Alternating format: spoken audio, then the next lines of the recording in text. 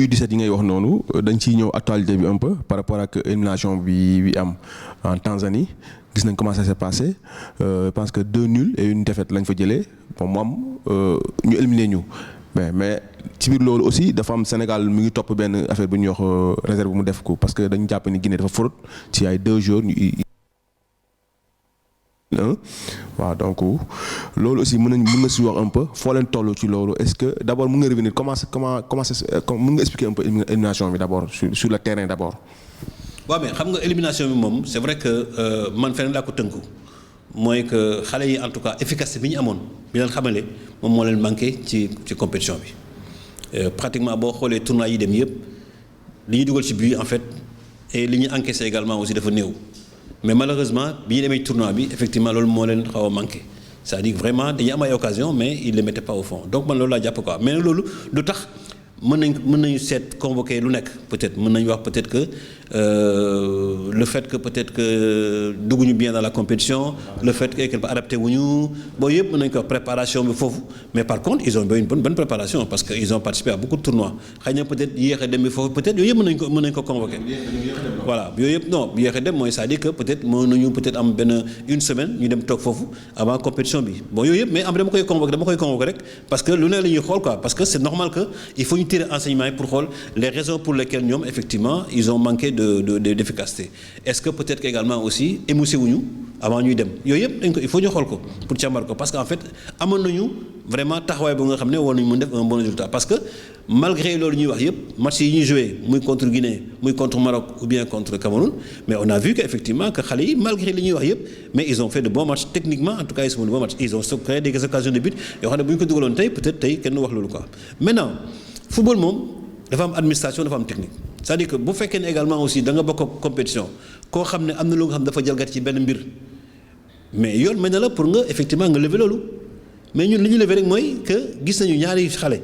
yoo xam ne bi ñuy demee tournoi parce que tournoi ba fële au Japon parce que ñu demoon nañu mais ñooñu 2001 lañu judd woon mais ñu ñëw fii ci compétition bi gis nañu judd 2002 mais loolu ma jaaxal ñu mais loolu la ñuy demandé pourquoi loolu rek la. parce que pour ñun dañu jàpp ne 2001 bi bu ñu ko juddoon bu ñu joué tournoi bi mënuñu jouer la Coupe d'Afrique parce que ils sont âgés donc bu ñu defee 2002 par contre mais dañu nekk ci biir compétition mën a bokk donc ils l'ont fait ils ont sûrement peut-être fait exprès de faire ça en def ko 2002 au lieu de 2001 et on a demandé à la CAF que en tout cas lii dañu ko constater comment se fait-il voilà. loolu mooy solo réserve bi newuñu IRM bi baax na wala baaxul ñun dañ ne rek comment se fait-il que ñëw ak ay passeport de 2001 dans le tournoi du Japon ñëw Coupe d'Afrique avec des passeports de 2002 pourquoi ça loolu la ñu demandé. yéen ngeen topp affaire bi jusqu'au bout voilà. oui mais il semblerait que fi mu ne nii Japon envoyé na documents yi te documents yi confirmé na effectivement que ñu la ñu wax ñun maintenant ñu ngi xaar la décision de la CAF. mais est-ce que côté CAF est-ce que loolu ça pose pas problème parce que est-ce que yow yaakaar nga ni CAF waroon na bàyyi loolu jàll ba ñaari équipe yi surtout Guinée mujj dem finale est-ce que. parce que Japon aussi moo tardé joxe éléments yi te compétition bi comité d'organisation également mënut a xaar donc loolu moo tax quoi mais peut-être bu fekkoon ne Japon joxe woon na kii mois bi ñu ko demandé woon mooy dimanche boobu xëy na peut-être gars yi statué woon avant demi-finale yi. un peu wàllu football en global la yaa ngi wax sànq dañuy dem compétition ça joue mais parfois liy manqué mooy le trophée yaa ngi ne sànq loolu daf la tere nelaw mais pourquoi échec yi bëri yooyu yow lan nga ko mën a expliquer yow pour d'après toi lan moo tax échec yi bëri chaque fois bu ñu demee Sénégal dañuy xaar mais finalement déception lay mujj am d'après yow lan moo mën a expliquer yow lan moo war a loolu. waaw mais man daal dama ko jàpp ni que ni dafa jotagul quoi parce que en fait li tax nga am trophée yëpp je pense ñu ngi koy liggéey parce que football également aussi quand même. booy équipe di participer dans une compétition une grande compétition li ci war yëpp dañuy fexe ba def ko bu baax maanaam lu wàllu préparation jiitu équipe bi xool fa ñuy dal utal hôtel bu baax n'est-ce pas defal yëpp de telle sorte que vraiment équipe bi du ñu xalaat lu dul jouer rek parce que ñu loolu la ñu mën parce que foofu la ñuy yem maintenant léegi mu des ci terrain bi mais terrain bi nag joueurs yi ñooy dugg et joueurs yi jàpp naa ni que ñun ni ñu bëggee trophée noonu la ñu bëggee trophée n'est-ce pas. mais boo xoolee par exemple les juniors bërkat démb bi ñu demee Niger n'est-ce pas dañuy survoler pratiquement la compétition Mali bi ñuy joué final dañ ko gagné 2-0 bu leex nañ mais ñëw ba ci final bi effectivement mu am jafe-jafe n'est-ce pas ba mu ñu demee ay série tir au but nga xam ne vraiment ku nekk mën nga gagner et de par là la Mali ëpp ñu chance gagner ko donc man dama koy teg ci peut-être également que manque de chance maintenant je pense que nañu ñaan yàlla may ñu chance boobu bi ñuy daw mu yegg si ñun parce que am naa yaakaar ni que ni am nañu vraiment équipe yu nga xam ne effectivement war na mën a gañ trophée parce que tey boo jëlee équipe A bi tey aujourd'hui vraiment am na profilu équipe boo war a mën a gañe trophée parce que les joueurs yi manqué wul am nañu ay joueurs yu xarañ également aussi ñi ngi entre di jouer pendant depuis longtemps au moins depuis parce que 5 ans 6 ans ñi ngi jouer ensemble def nañu pratiquement 2 CAN ensemble donc li manqué xëy na peut-être que je sais pas chance bi peut-être moo des mu ñëw. est-ce que mën nañu ko wékk rek ci chance est-ce que mënuñu wax aussi est-ce que équipe bi am na encadrement bu baax est-ce que y a aussi techniquement aussi sur le plan technique le staff technique est-ce que a suffisamment de bagages est-ce que pare na taxaw réellement est-ce que mën na attan na équipe bi est-ce que réellement est-ce que aussi loolu parce que sénégalais dañ koy wax dañuy naan Sénégal ñàkkul jour mais lépp ñëpp fi ñuy wekk seen fi ñuy pointer du doigt mooy le staff technique loolu aussi est-ce que problème bi sutewul à ce niveau. waaw mais xam nga aussi ça aussi du ma ne Aliou aujourd'hui ak son staff àgg nañu non àgguñu ñu ngi ci yoon parce que c'est de jeunes entraîneurs yu nga xam ne aujourd'hui ñi ngi gagner expérience d'année en année Aliou a fait une coupe d'Afrique il va faire une deuxième coupe d'Afrique de façon am lu mu jàngoon ci coupe d'Afrique bële Aliou a fait une coupe du monde en tant que joueur mu def coupe du monde également en tant qu'entraîneur am na expérience boobu mu tiré parce que entraîneur également aussi noonu ngay avancer staff technique également aussi noonu lay avancer mais soo bëggee juger staff bi mais ni nga koy juger rek mooy ci résultat yi parce que mënoo ko juger parce que simplement gañewul coupe parce que li tax ngay gagné coupe mais il faut d'abord nga liggéey pour yóbbu dem foofu mais li tax ñu agsi foofu mais liggéey la moo tax ñu agsi foofu su fekkee le staff là était pas à niveau wala peut-être mënuñu dara wala mënuñu gérer équipe bi mais yaakaaruma ne que dañu dem CAN duñu qualifier bay dem CAN deuxièmement ku la mën a qualifier CAN régulièrement 2 ans de suite yóbbu la coupe du monde ba noppi teg sa équipe meilleure équipe africaine mais doo mën a staff boobu mënul dara c'est-à-dire que quelquefois également aussi il faut que ñuy xool également suñu propos parce que aujourd'hui Alain Giresse tey boo ko comparé ak Aliou mais y a pas photo Alain sur le plan du joueur également il a plus d'expérience entraînement également moo ko ëppale parce que au moins dem na ak Mali entraîné na Mali bien devant alors que Aliou mais Aliou a fait meilleur résultat que lui mën naa ko wax keneen également aussi mën naa wax keneen ak keneen je peux parler de Amara je peux parler d'autres choses ñeneen Guy Stéphane qui est l'adjoint aussi de Deschamps ñëw na nekkoon na fi en 2004 qu'est-ce qu'il a fait mais donc je pense que problème bi du problème ay encadrement ak yooyu quoi. donc moom sur le plan de résultat il est meilleur que ñeneen ñi nga seeti noonu. non c'est pas il est meilleur que mais il a fait de meilleurs résultats que au niveau de l'équipe nationale et ça je dis aujourd'hui tey de tous les entraîneurs peut-être à part Bruno Metsu que peut-être nga mën a wax peut-être parce que mais Aliou a été aujourd'hui l'entraîneur qui a fait le meilleur résultat que tout le monde ça il faut le dire ça vraiment moom c'est-à-dire que c'est un constat lu ñu constaté la maintenant nit nag di def loolu nag nga ne xamul dara c'est pas possible wala am na insuffisance mais insuffisance moom mais nit du mat dina am fu nga xam ne peut-être di nga fa sooxe parce que nit ki également aussi dafa am moment bu nga xam ne yaay choisir n'est-ce pas beneen bi également aussi mooy c'est que ñëpp mënuñu nekk devant c'est pas possible à un moment le choix est porté sur lui mu am un encadrement bu ko war di liggéey ak ñoom keneen ku bëgg a jàppale am na feneen bu mën a jàppale bu dul ñëw ne parce que par force damay dugg ci biir parce que man yow su ma la bëggee jàppale sa liggéey bu ma gisee lu nga xam ne fi ne taxawul loo xam ne amul nekkul sa liggéey dama lay woo Salif ne la kat gis naa nga def lii ak nangam est-ce que boo yaakaaree boo def lii nangam ak nangam parce que c'est comme ça qu'on peut mais mënu ma ñëw nekk dans IGM c'est pas possible bokk ma fa donc affaire bi aussi il faut ñu comprendre que ni ku ci nekk à ton niveau am na lu nga xam ne moom nga wax def l'entraîneur bi nekk en club am na lu muy liggéey pour équipe nationale ki nekk au niveau de la sélection des jeunes am na lu muy liggéey pour l'équipe nationale A ki nekk équipe A également aussi am na lu muy liggéey également aussi pour effectivement suffrage yu ñëpp n'est-ce pas mais il est clair que du nekk nit ku mat sëkk amul benn entraîneur bu nga xam ne tey doo am kii Mourinho ngi nii mais à un moment dañ ko dàq parce que résultat yi baaxul mais c'est pas parce que il xamul dara mais c'est parce que contexte sport moo mel ne noonu. mais en tant que directeur national yow jege nga Aliou Cissé choix yi c'est sûr que xam naa di nga ci je sais pas j'en suis pas sûr mais xam naa di nga ci xam nga ci wàll mais est-ce que aussi insuffisance bi Aliou Cissé yow pour yow c'est à quel niveau. boo ko man gisuma insuffisance c'est-à-dire que aujourd'hui xam nga moom la lay wax quoi c'est-à-dire que bu fekkee ne da ngay jouer ay match di ko gagner parce que li am solo match mooy gagné. mais le choix des hommes aussi day poser problème parce que gis nañ ko parce que boo xoolee bu mu ñëwee ba léegi def na fi depuis mars 2015 mu ngi fii am na ñoo xamante ni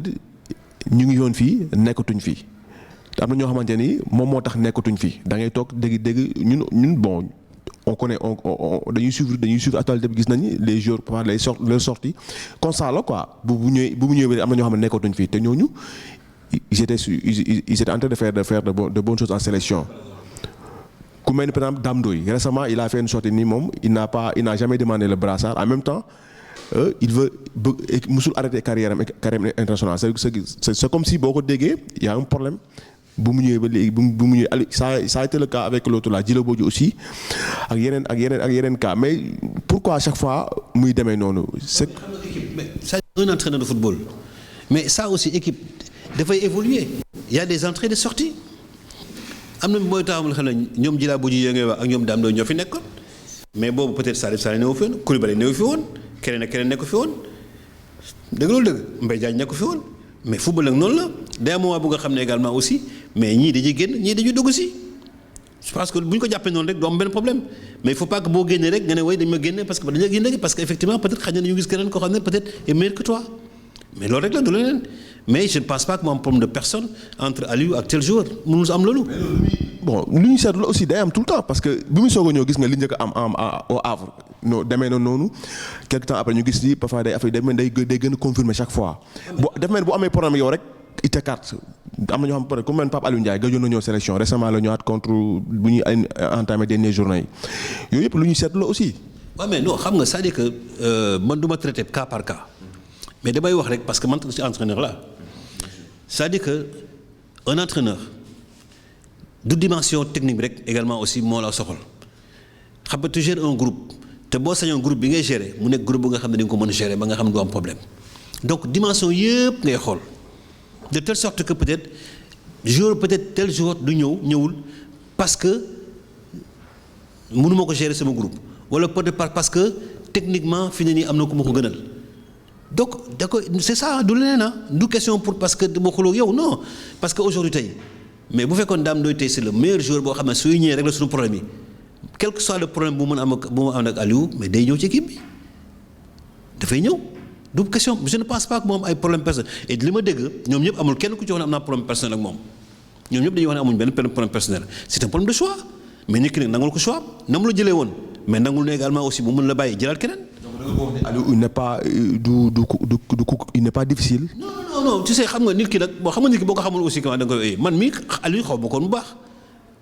dama ko daan gis nii rek effectivement au niveau de l'équipe A muy joué yaa may dëgg mais ni ma ko approché nii en tant que DTN mu nekk donc quelqu'un qui est à côté de moi mais approché ma ko noonu je découvre lépp xam naa ma xam kan la mais ku ci nekk nag am nga say défaut am nga say qualité comprendre nga mais li am solo mooy à la limite même sax dama koy jël comme un acte bari kersa trop à la limite c'est-à-dire que quelque fois boo ko nekk yow da nga ànd boo xam ne pànkloo trop il faut nga pànk tuuti par exemple quoi je donne un exemple comme ça tu vois mais il est trop respectueux mais nit ku nekk nag sa jikko mais c'est vrai que am na ay jikko yu nga xam ne bu entraîneur war a am loolu dëgg la mais mënoo dajale yëpp aussi di nga ci am yenn yi mu ñàkk la yenn yi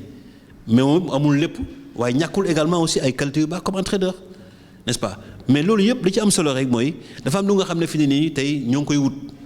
mais ni ñu koy wutee ji li ma ciy ñaan rek mooy dañ koy wutee il faut que ñëpp àndandoo ñu wuti ko parce que loolu aussi am na ci solo waaw parce que bu fekkee aussi dafa lañ koy wuti te am ñoo xam ne amuñ ci yéene bi loolu aussi mën na gàllankoor lu ñuy wuti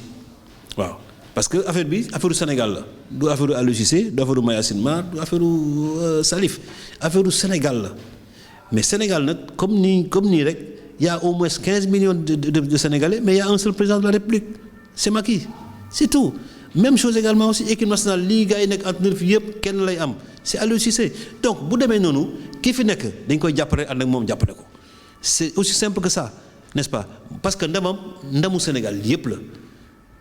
n'est-ce pas man loolu laa ko jàppee quoi parce que xam naa ni que ni am na yéene pour indil Sénégal dara joueurs yi également aussi am nañu yéene pour indil Sénégal dara même ñun ñi ci nekk sax fi ne nii mais duñu nelaw guddi nelaw bëccëg parce que yéene boobu la ñu bëggal pour Sénégal tey bu ñu sañoon tey bu ñuy génn fii fédération mais au moins bàyyi fi trophée bi au moins bu ñu sañoon n'est-ce pas donc loolu gisuñu lu nga xam ne dañ koy def lu nga xam ne lépp lu nga xam ne yaakaar bu ñu ko defee du baax mais duñ ko def bu fekkee ne man su ma xuloog diw mu yàq mu gàllankoor du ma xuloog kooku fexe ba am l'union des cœurs yaa may dégg nit ñi ku ci bëgg a wax nga wax li nga bëgg a wax mën nga critiquer mën nga wax xalaat li nga xalaat nous on est là pour ouvrir parce que ku jiitu xam ku boot bukki xaj baw la loolu mënul ñàkk xamula nit ñi daañu wax li ñu xalaat yaa may dégg mais jëlal li ñuy xalaat li ci baax nga def ko li ci bon nga teg ko de côté et je pense que man dama yaakaar ne man ñun noonu la ñuy doxee parce que ñun on ferme pas les oreilles n'est-ce pas on écoute tout le monde ku ci nekk wax sa xalaat parce que affaire dañuy yor lu nga xam ne moomuñu ko nit ñi sénégalais ñoo ko moom donc nit ñi il faut ñu wax seen xalaat mais nit ñi wax seen xalaat ñu ngi leen déglu waaw mais gisoo fenn fu ñu tontoo man bi ma nekkee DTN mu léegi mosoo ma dégg ma tontu malgré critiques yi yëpp damay. waaw wala critiques yi pourquoi doo tontu parce que ñii dañuy lu ne lañ lay waxal. mais parce que xam nga du ma tontu parce que dama bëgg li may def nit ñi à chaque fois bu fekkee am na lu baax ñu gisoo ko seen bopp ñoom jarul ma tontu xam nga Sénégal aujourd'hui tey li ma la wax nii daanañ toog junior yu mos dem Coupe d'Afrique waxatuma la cadet nii keneen tey ñaar mi dem bi ñu avancé dem ay Coupe d'Afrique régulièrement bay dem Coupe du monde régulièrement ak leneen ak projet yi nga xam ne ñu ngi koy indi tout ça formation des cadres ah man avant muy ñëw toog nañu ma 10 ans amul stage d'entraîneur aujourd'hui je suis au moins à mon 27e stage d'entraîneur diplômant donc pour moi il faut travailler c'est-à-dire que li nit ñi wax mais tu laisses parler et tu dois travailler parce que su ma fi nekk loolu ñu wax du ma critiquer donc c'est normal que ma critique te it critique dafa baax ci nit man par contre daf may dooleel man su muy wax ci man daf may gën a jox dooleel parce que daf may jóg wax na ma gën a góorgóorlu encore et ça me renforce davantage et je n'ai pas l'habitude de répondre jaru ko parce que je peux pas répondre à tout le monde la seule réponse que je dois faire mooy faire du bon boulot. mais il faut faire du bon boulot mais critique bi ñii di wane wax mooy souvent les gens dañuy wax ni le DTN son rôle n'est pas seulement de voyager avec l'équipe A c'est une chose bi nga xamante ni ça revient souvent dañ koy wax. Son rôle doit être de faire le tour du Sénégal rencontrer les entraîneurs wala comme li nga wax sànq au début say propos wàllu football bi comme ñu ngi joué dans tout le pays mais lan ngay wax loolu aussi est-ce que yow yaa ngi partagé affaire yi ñi naan li ngay voyage équipe A bi moo ëpp que li ngay toog fii. waaw mais xam nga équipe A bi aussi mais ci sama territoire la bokk bu fekkoon bokkul sama territoire mais du ma ci wax dara du ma ci kii. Pourquoi ñu nangu may ànd ak junior yi ak cadet yi tu ma nangoo équipe A bi c'est ça le problème équipe A bi su ma ànd ak moom c'est parce que dama war a ànd ak moom mais parce que la preuve aujourd'hui tey critique bi yëpp c'est l'équipe A gañewu leen nangam ak nangam tey bu équipe A bi amuloon résultat tey man dama fi sax toog bay dem ànd ak bay dem Matam wala Guinguinéo wala di kii parce que dàq nañu bu yàgg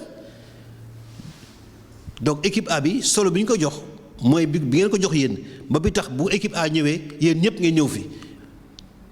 bokkul bu fi junior yi nekkee wala bu fi cadet yi nekkee solo boobu ngeen ko jox lañ ko jox ñun tamit gëdd ma lañ ko jox moo tax bu ñuy fubal ñun ñëpp ñu takku ànd ak moom pour wuti li ñuy am loolu mooy solo bi. ñii dañuy wax ni bon du mën a bañ a nekk loolu rek parce que les gens pensent qu'il y a quelque chose derrière parce qu'il y a côté l'aspect financier qui est derrière ñi bëri dañ koy souligner que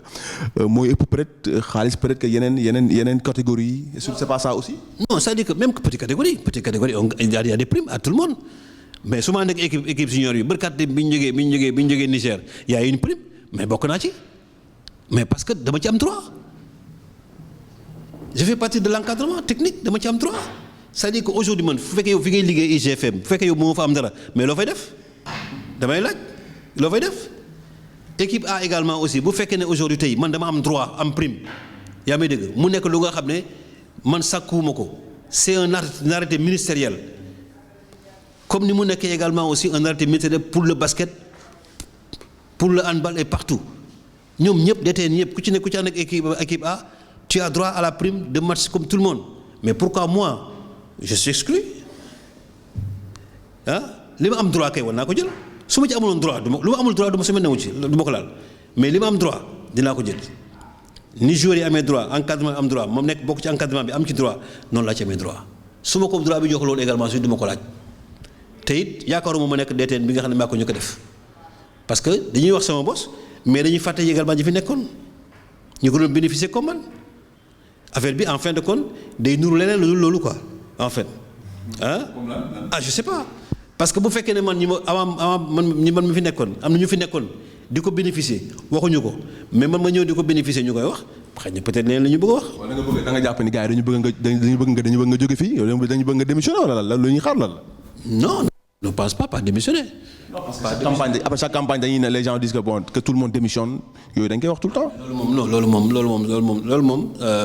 ci football moom ak sport moom yàgg na ci moom à chaque fois quand il y a pas de bons résultats tout de suite on dit que oui la fédération le président de la fédération l'entraîneur. Stabilité dafa baax ci structure parce que un mandat de 4 ans n'est-ce pas ou nga fa changer fi 2 fois entraîneur bëgg fi changer DTN bëgg fi changer président mais yaakaaruma affaire bi dina dox yaakaaruma ko ak ci façon liggéey bu nekk. Stabilité dafa baax